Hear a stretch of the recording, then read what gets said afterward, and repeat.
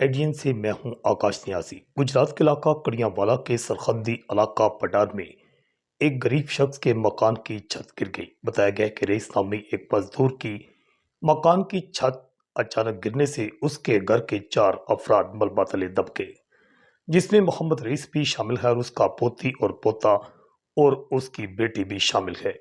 इतला मिलते ही rescue team अहले इलाका बड़ी तादाद में इकट्ठे हो गए और मौका पर पहुंचकर वहां पर मलबा तले दबे 4 अफराद को मलबा तले से बाहर निकाला। फौरी तौर पर 4 अफराद को मुकामी अस्पताल दाखिल कराया गया, जहां बताया गया है कि मोहम्मद रईस का पोता मोहम्मद जहीर जो है, जिसकी उम्र 12 साल बताई जाती है, वो जख्मों की ताप न लाते हुए दम तोड़ गया, जबकि दीगर अफराद की हालत भी तशवीशनाक बताई जाती है।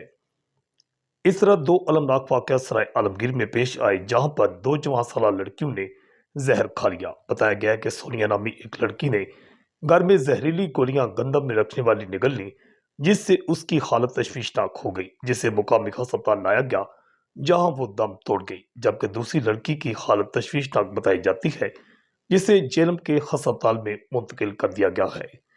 एडीएन से मैं हूं आकाश न्याज़।